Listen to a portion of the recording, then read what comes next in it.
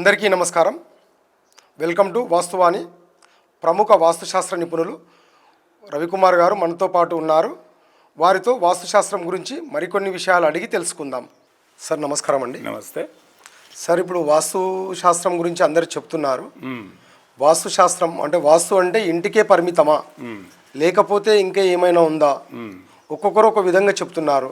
మీరు ఒక డిఫరెంట్ స్టైల్లో చెప్తున్నారు. ఇంతకు వాస్తుశాస్త్రం ఎవరిది నమ్మాలి, ఎందుకు నమ్మాలి? ఈరోజు చెప్పే వాస్తుశాస్త్రం, ఈరోజు వినే ప్రతి వాస్తుశాస్త్రము 110% రాంగ్.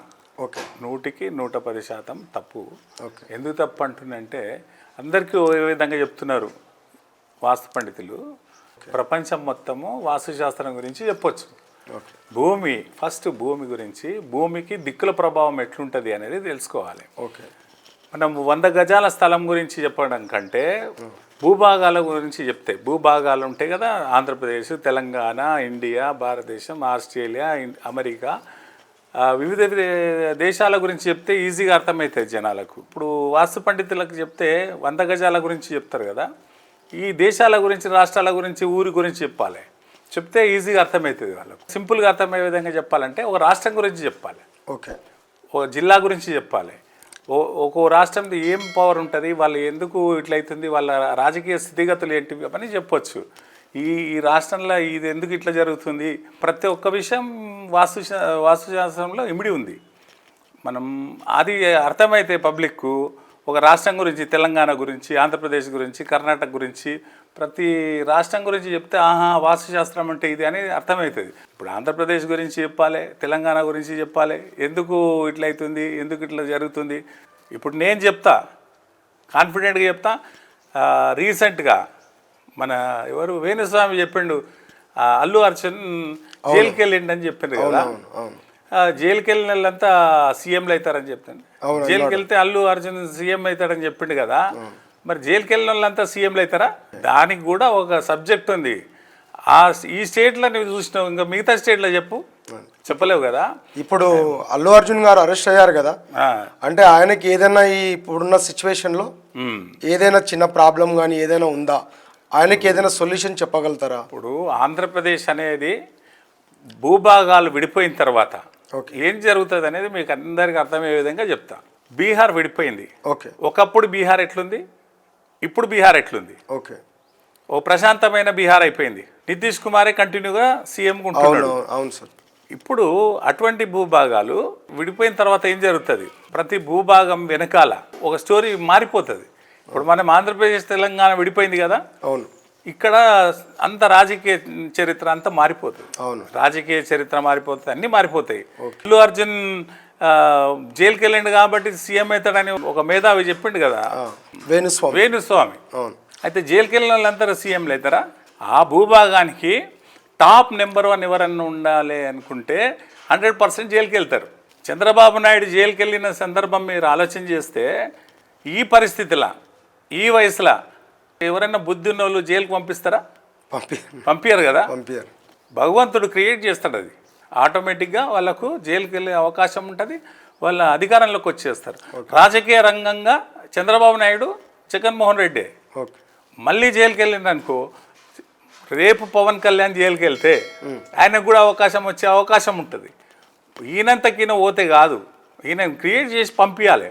మనంతకు మనం పోతే కాదు, భగవంతుడు సిచ్యువేషన్ క్రియేట్ చేస్తాడు. అంటే ఇప్పుడు ఎవరైనా అంటే జైలుకి వెళ్తే కంపల్సరీ రాజకీయ రంగంలో ఉన్నోళ్ళే జైలుకి వెళ్తారు. వెళ్ళిన వాళ్ళకే అవకాశం ఉంటుంది. నువ్వు ఎవరు పడితే వాళ్ళు పోతే కాదు, అది వాళ్ళ సిచ్యువేషన్ క్రియేట్ అవుతుంది. భగవంతుడు తీసుకుపోతాడు, సృష్టి సహకరించినప్పుడు ఆయనను క్రియేట్ చేసి తీసుకెళ్తాడు. ఉదాహరణ చెప్తున్న, పవన్ కళ్యాణ్ అవుతాడా కాడు తర్వాత విషయం. ఆర్థిక రంగంగా, రాజకీయ రంగం కానీ, వ్యాపార రంగం కానీ, ఏ రంగంలోనైనా టాప్ నెంబర్ 1 ఉంటేనే వాళ్ళు జైలుకి వెళ్ళే అవకాశాలు ఉంటాయి. నెంబర్ 1 పొజిషన్కి వస్తున్నాడు అంటే జైలుకి గ్యారంటీ వెళ్తారు, వాళ్ళు డిస్టర్బ్ అవుతారు, కంపల్సరీ గ్యారంటీగా డిస్టర్బ్ అవుతారు. ఆ భూభాగానికి నెంబర్ 1 ఉండాలి అనుకుంటే ఏదైనా, ఏ రంగమైనా కానీ, ప్రతి రంగానికి వాళ్ళు జైలుకి వెళ్ళాల్సిన పరిస్థితి ఏర్పడుతుంది. భగవంతుడు క్రియేట్ చేస్తాడు. అది ఏ తప్పు చేస్తారు మనం చెప్పలేం, కానీ అది 100% జరుగుతుంది. ఇప్పుడు చంద్రబాబు నాయుడు గారు కానీ, మరి జగన్మోహన్ రెడ్డి కానీ, మరి ఇప్పుడు అల్లు అర్జున్ వెళ్ళిండంటే ఆయన సినిమా రంగంకు టాప్ అవుతాడు. పిక్చర్ ఏదో నెంబర్ 1 పొజిషన్లోకి వచ్చింది కదా, పుష్ప అట్లా వచ్చింది కాబట్టి ఆయన వెళ్ళాల్సి వచ్చింది. రేపు నెంబర్ 1 పొజిషన్లకు ఎవరు వచ్చినా కూడా వాళ్ళు వెళ్ళే అవకాశాలు ఎక్కువ ఉంటాయి. అంతే తప్ప ఎవరంటే వాళ్ళు జైలుకి వెళ్తే రాజకీయ నాయకుడు కాలేడు, సినిమా యాక్టర్ కాలేరు.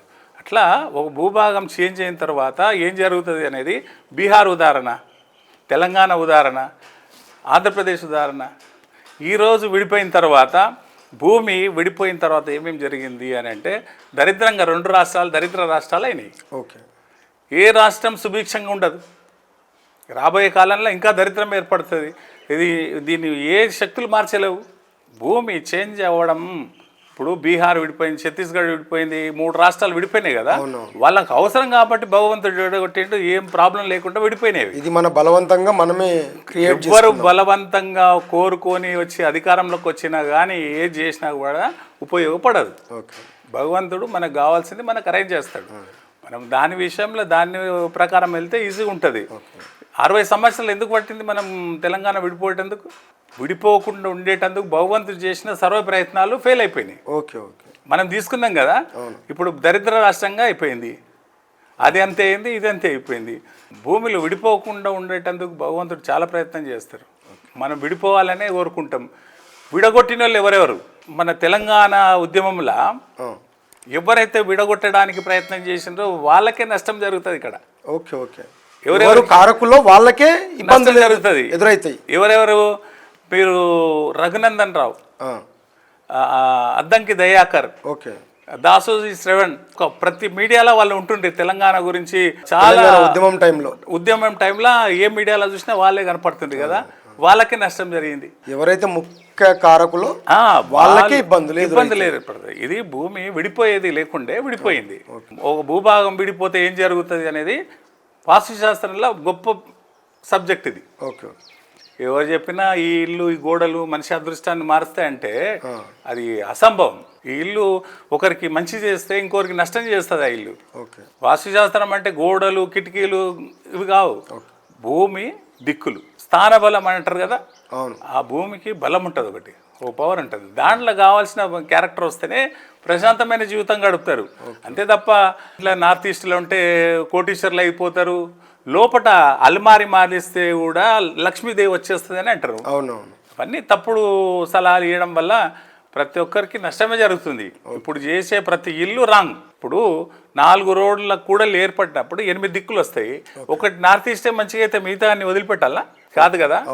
ఇట్లా ఒక్కొక్క సబ్జెక్టు ఒక్కొక్కరికి పనిచేస్తుంది. భూమి గురించి రేపు రాబోయే ప్రోగ్రాంలో ప్రతి జిల్లా కాన్స్టిట్యున్సీ కూడా చెప్పొచ్చు, ఒక్కో నియోజకవర్గంలో ఏం జరుగుతుందని చెప్పొచ్చు. ఇప్పుడు కొన్ని ఉదాహరణలు చెప్తాను నీకు. జేసీ దివాకర్ రెడ్డి తాటిపత్రిలో 6 సార్లు అంటే 30 సంవత్సరాలు ఎమ్మెల్యే అండి ఆయన. ఆయన వదులుకుంటేనే పోయింది అది. మళ్ళీ ఆయన రిజైన్ చేసిపోతేనే మళ్ళీ రాలేదు ఆయనకు. నాగం జనార్దన్ రెడ్డి 6 సార్లు ఎమ్మెల్యేగా ఉన్నాడు నాగర్ కర్నూలులో, నాకు తెలిసి 6 సార్లు అనుకుంటా. 30 సంవత్సరాలు ఎమ్మెల్యేగా ఉన్నాడు. ఆయన వదులుకుని రిజైన్ చేసిపోయినాకనే మళ్ళీ లేదు అవకాశం. హుజురాబాద్ ఈటల రాజేందర్ ఉన్నాడు, 5-6 సార్లు ఆయన గెలిచిండు. గజ్వేల్ రాంగ్ ఆయనకు. Okay okay. నీకు ఇచ్చింది నువ్వు వాడుకోయ్యా, మళ్ళీ హుజురాబాద్లోనే ఉంటే గెలుస్తుండే ఆయన. ఈ స్థలంకి నువ్వు ఓనరు, నీకు ఉపయోగపడదు అది. నువ్వు అన్నీ నాకు ఉపయోగపడతాయంటే అందరూ సీఎంలు పిఎంలే అవుతారు. అట్లుండదు. ఒక భూభాగం ఒక పర్సనాలిటీకి యూజ్ అయితే అది లాంగ్ పీరియడ్ ఉంటుంది అది. ఇప్పుడు మన ఆంధ్రప్రదేశ్ కంబైన్డ్ ఆంధ్రప్రదేశ్ ఉన్నప్పుడు సస్యశ్యామలంగా ఉన్నది, ప్రశాంతంగా ఉంది, సస్యశ్యామలంగా ఉంది, ఆర్థికంగా ఉన్నది, డెవలప్మెంట్స్ కూడా ఉన్నాయి. అప్పుడు చంద్రబాబు నాయుడు 9 సంవత్సరాలు అధికారంలో ఉన్నారు ఆయన. అందరూ ఏమంటారు 9 సంవత్సరాలు చేసింది అంటారు. ఆయన చేసింది 4 సంవత్సరాలే. వాళ్ళ మామ పీరియడ్ ఈయన ఉన్నారు. Okay okay. అర్థమైందా?